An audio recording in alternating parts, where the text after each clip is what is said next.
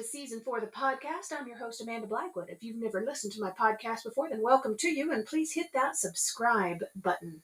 It's hugely beneficial to us podcasters. As many of you know, I wrote my autobiography as a survivor of human trafficking called Custom Justice, but if you didn't know, you do now. Keeping in line with that, this entire season has been focused on interviewing other people who did or plan to write about their own experiences as trauma survivors and how they overcame their past. As much as we all hate commercials, they are a necessary evil these days. That's what keeps the show on the air.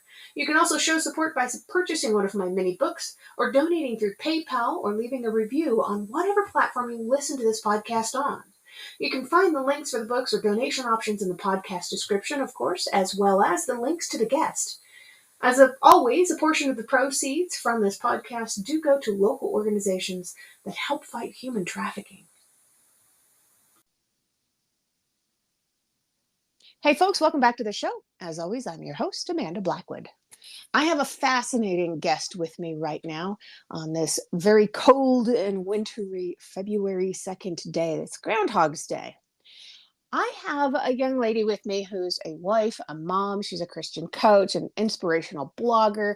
She is amazing. She's a digital product creator, an author, but she's got a lot more going on than all of that. These are just job titles. But let's find out who Miss Wendy Wallace really is. Wendy, welcome to the show. I thank you so much, Amanda. I'm excited to be here. I love your story. I love your story of overcoming it, and I've been so excited to get a chance to talk to you. But before we jump into the whole story, where are you originally from? Where'd you grow up? I grew up in Ohio. Ooh, what was that like? Midwest. It was good. I mean, I was the oldest of three girls, and we had fun.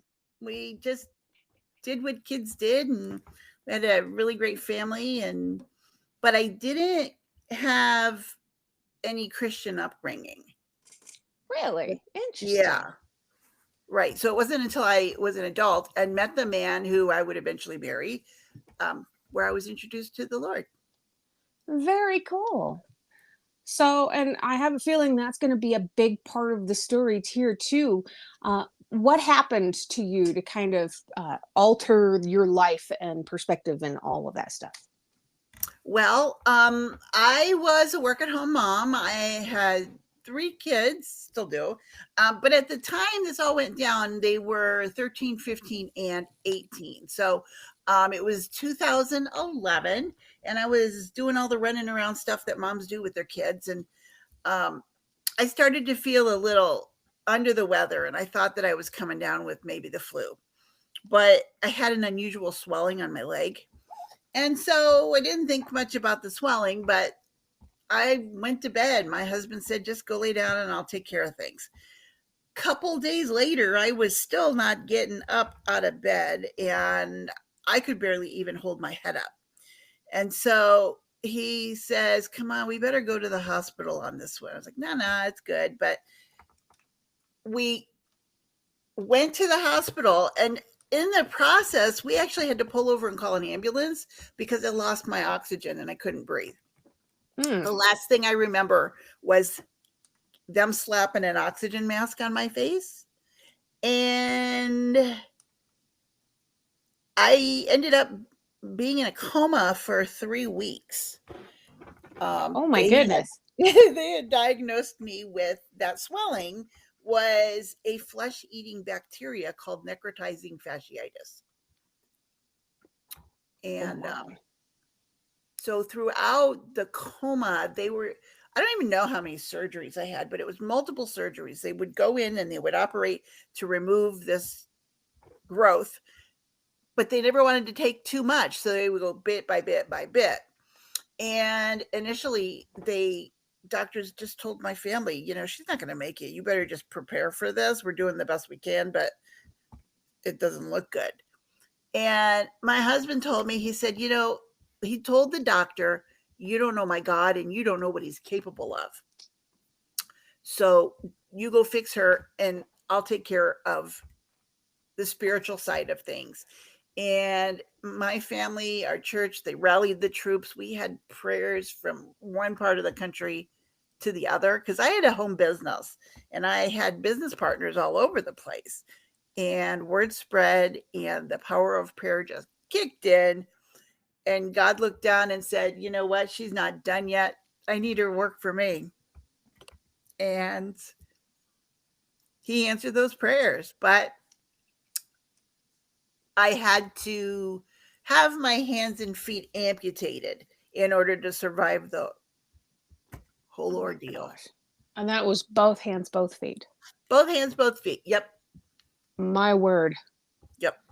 That must have been traumatic in itself. Well, it was, and it was weird because, here I was thinking I just had a flu bug, but, it was a medically induced coma. They woke me up to, I don't know, ask permission, which was weird because I didn't know what was going on anyway. What was I going to tell them? Well, of course. And I remember, which is weird because, I was in the hospital for 3 months.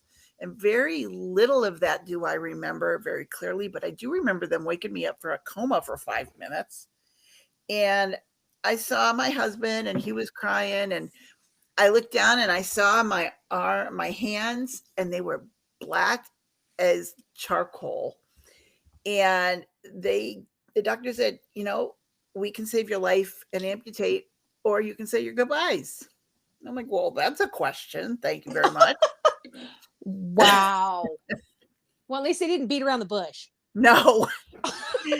And truly, I don't think they had a whole lot of time either. So I just said, well, do what you have to do. I'm not ready to go yet. And so I went back to sleep.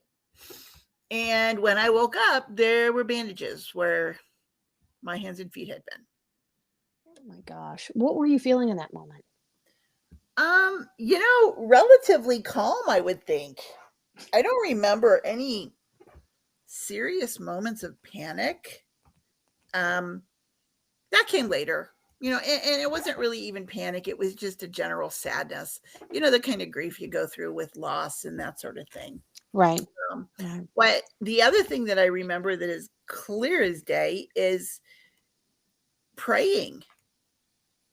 I needed God. I don't know how folks can go through traumatic events like this without him, but I knew that I needed him. And I just prayed. My favorite scripture, which is Proverbs 3, 5, and 6. I know you know it, everybody does, but it says, trust in the Lord with all thine heart and lean not unto thine own understanding. In all thy ways acknowledge him, and he will direct thy paths. And I just said, Lord, it's you and me. I don't know how to do this. How am I going to be a mom, a wife? How am I going to do this? I can't do it without you. I'm going to need you. And I know that with your guidance, that it's probably going to be okay. Wow. And it was, sort of, for a while. No, I should say for a while it wasn't. But later it got better. Yeah. Now, the typical stages, as they're described, of loss, of grief, they are denial, anger, bargaining, depression, and acceptance. Do you feel like you went through these in a linear order, or did you bounce around like a rubber ball in a concrete room? There were some I skipped entirely. The ones that I know most was sadness. I was never angry at God, which is an interesting question I get a lot. And the thing is I always understood. I've been a Christian for more than half my life. And I always understood that all things are done for our good and God's glory. And while I didn't understand why me having to lose all my body parts was for my good, I did understand that it was ultimately going to be fine. And so the anger part was never an issue. I was sad because I felt like I was incapable of doing anything ever again. Yeah. I mean, I couldn't cook. I couldn't clean the house. I couldn't, do laundry and mom things. And while I could talk at my kids, like we do, we could talk to our kids and listen and do all those things. But it's the physical things I think that we feel more validation in, because it's something we can see. Right. And so Something having that tangible. loss, I felt like I wasn't worthy anymore. But Wow. after a while, I got over that. And, it was really just sadness for having to start over and learn how to feed myself and do all the things. And that part was really hard, but I had a really great support network in my family. They never once looked at me like I was misshapen or disabled in any way. And uh, it was good. In fact, I found myself in a pity party for a few years just because I was trying to figure things out and I couldn't. I just, God, what is it you want me to learn from this? What am I supposed to do? And I did a lot of study and prayer, um, a lot of spiritual growth, but I still couldn't figure it out. And I had this whole I can't do anything mindset. And one day, my daughter, who this was a few years later, so she was about 20, 21 at the time, and she's like, Mom, we need to go tubing. I want to go down to the river. We're going to go tubing, and you're coming. And I'm like, oh my goodness. What sense does this make to put a woman with no hands and feet in an inner tube and shove her down the river? Make sure you're wearing a life vest, I suppose. Exactly. And she's like, no, it's good. I won't let you drown. We'll be fine. And so I was like, okay, what do I do with this one? And well, why not? She's not going to let me drown.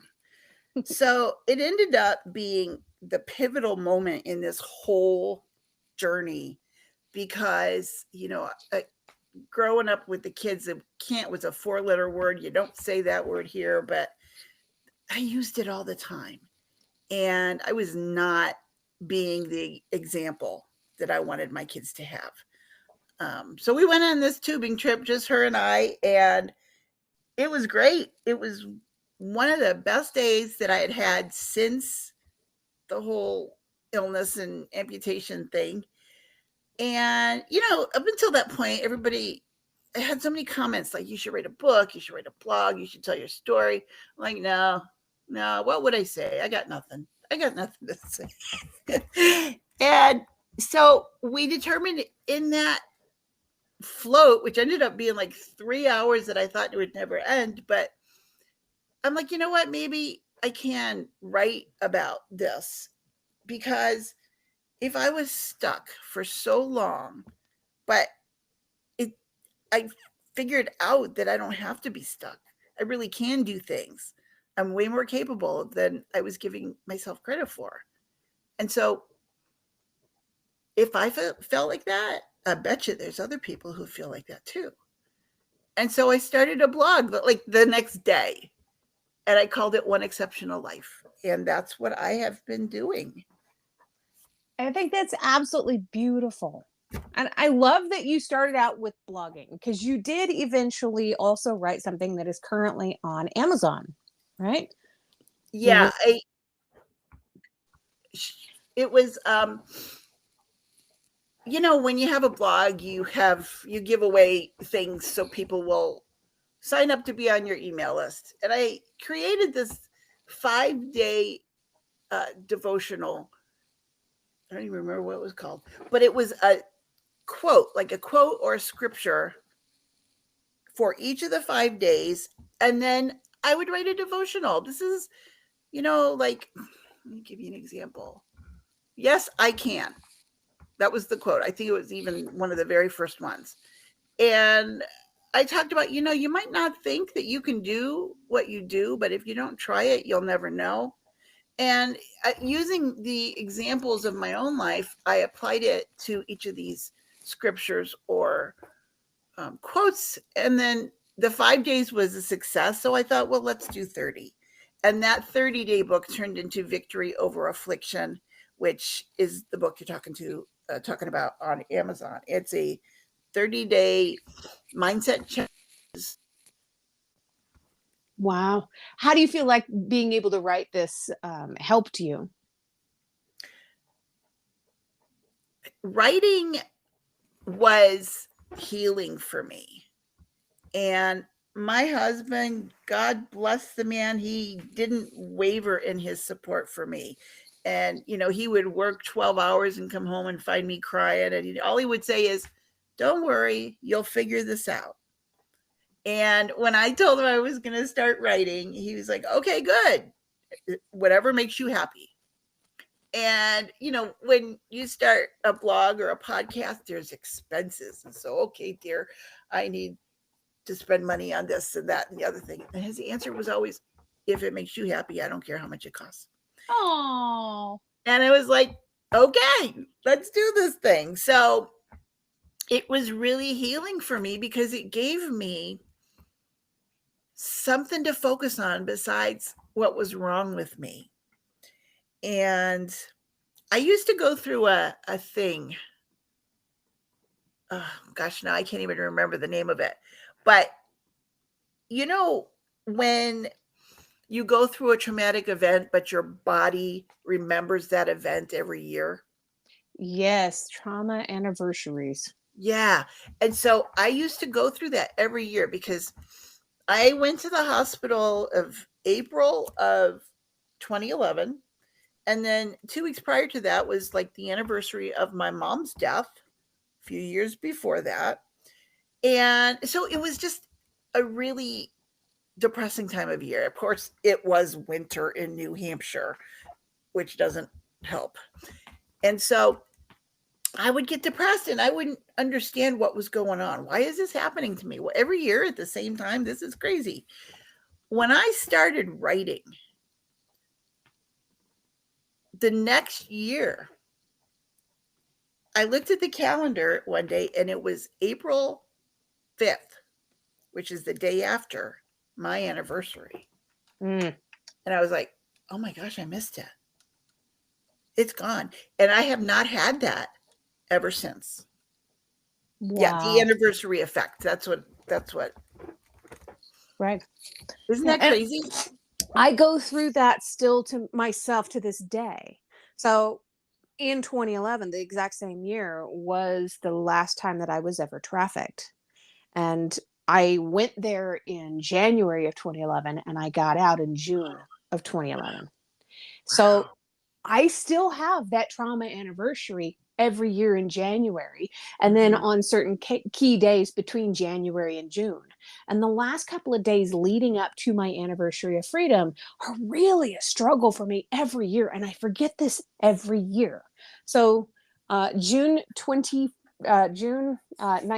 is my anniversary of freedom.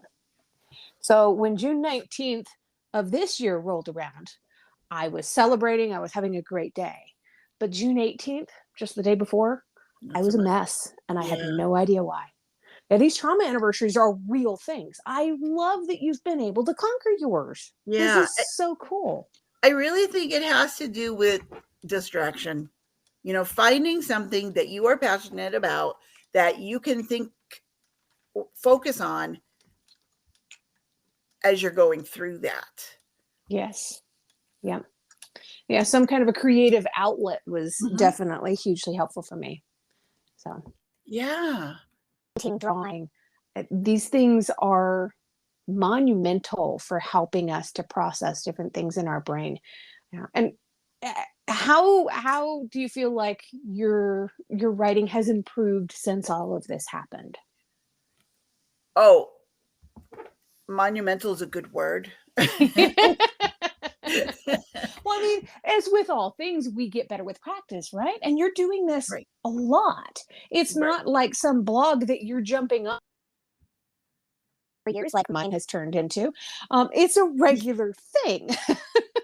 Right. Well, it has slowed down because now I've pivoted into coaching because I'm meeting so many people who are going through struggles and they have no hope of joy. And it just makes me so sad because those of us who have a relationship with Jesus Christ, we have joy.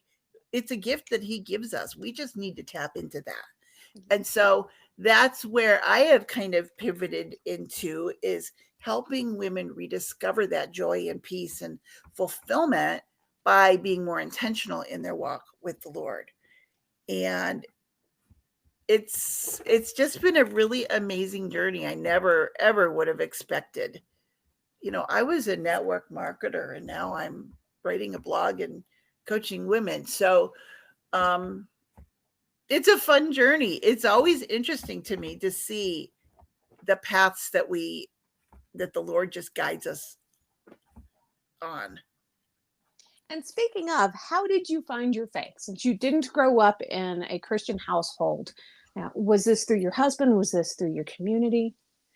Interestingly enough, I remember I worked, I always in finance and banking and mortgages and stuff. And there was a woman there who wanted to witness to me. And I was like, yeah, no, I'm not interested. And it was probably a month later where I met Mike, my husband, and he was, want to date me, then I'm going to be in church on Sundays. If you want to be with me on the weekend, then you need to be in church. And I was like, oh boy, here we go. But you know what? I learned so much. I mean, I have eternal security, and I have a fabulous family and a church family, and my kids are all followers of the Lord. And I love it. It was just not every what I've expected for my life when I was a kid growing up. My folks were just like, yeah, be a good person, you'll go to heaven, it's all good. And that was my extent of my religious upbringing. And later I found out, well, that's not the truth. And so he gave me the truth and has been the spiritual head of our household ever since. Wow. Oh, that's beautiful. My husband was the one of the audio engineers for what is now our church when he and I first met. And I had been floating around looking for the right home, looking for the right church since my favorite pastor had retired. And he introduced me to our church, and I knew that I had found home. Yep. And not just within the church, but with the man, with my husband. I love that. Well, it's funny because, I ended up in California, which is where I was going to school, and that's where I met him. He was in the military. But eventually we found our way back to New Hampshire, which is where he grew up. And we were able to raise our children in his church that he was in as a child. So we've come full country, full circle. Wow. That is very cool. So what are your plans for the future? Have you got other things that you're planning on accomplishing and tackling coming up?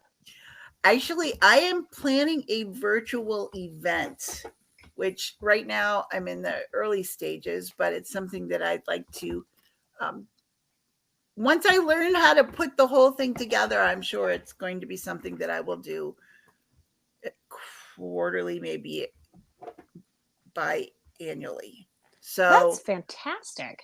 Just as a way to get a bunch of speakers together and talk about healing and overcoming and joy and peace and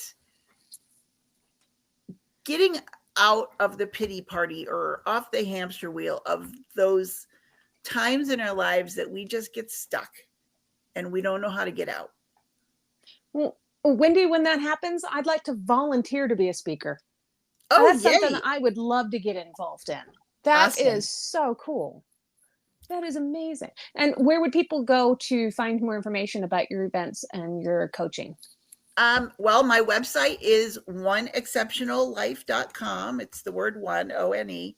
And really everything is on there. I'm also on Facebook, and I have a One Exceptional Life Facebook page also.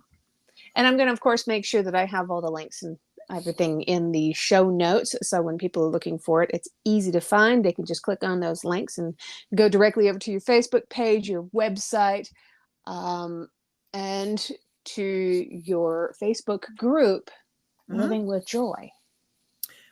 Women living exceptionally with joy and Jesus.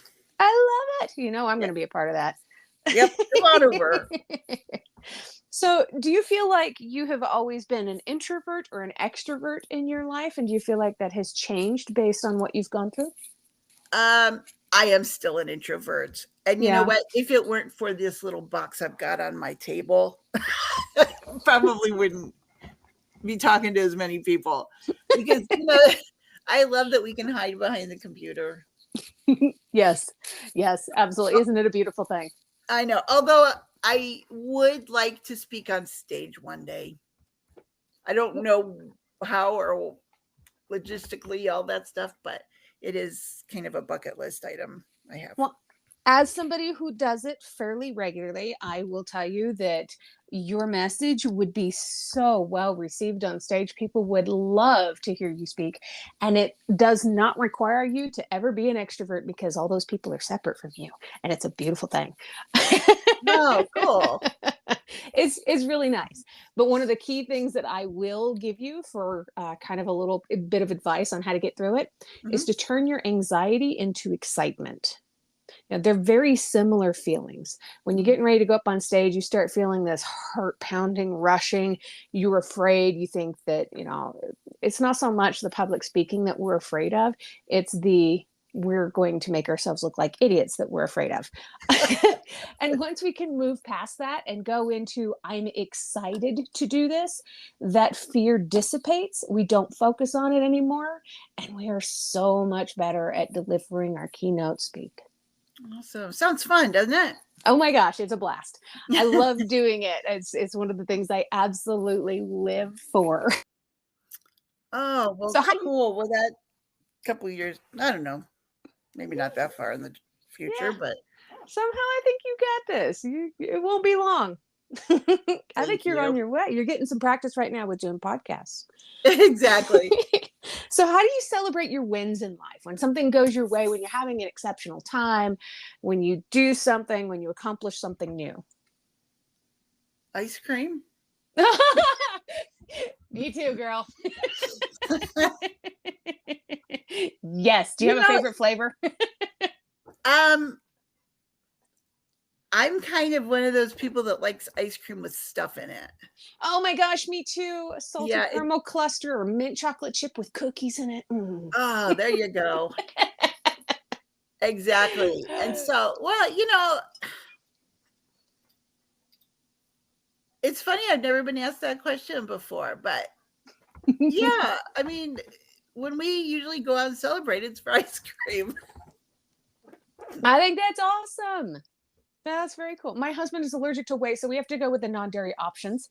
And I have an Oh, ice cream no. maker here in the house, and I can make some of the most amazing fresh strawberry ice cream now. I've Oh, learned. that sounds wonderful. And with a homemade caramel sauce swirled in it. Ooh, I'm coming over. So, Wendy, there's always one last question that I ask people before I let them go. It is absolutely my favorite question, and it usually makes people think for a second. What is one thing that you love about yourself that's not related to your physical appearance? Um, you know, I'm an encourager. I really love it that I can lift people's spirits, even sometimes with just a couple of words. And I don't know why I got this gift, but I think it's a beautiful gift. And there's just something about even a text or a phone call. And I love that the Lord prompts us to do these things just when they're needed the most by the recipient. Yeah. If you've enjoyed tonight's episode, please make sure you check out the episode description. There you'll find links on how you can learn more about this guest, links to connect with them on social media, and how to support the podcast. Remember, I don't get paid to do this. My boss is a bit tight-fisted. I can say that. I work for myself. In short, this show really is all about the guest. If you've enjoyed their interview, please feel free to let them know. You can also tune in to my other podcast, Growth from Darkness, which is co-hosted by a lovely lady from Australia. We talk about what trauma responses are and healthy ways to move beyond the past. For more information, just go to growthfromdarkness.com. You can also follow us on Facebook at facebook.com/growthfromdarkness.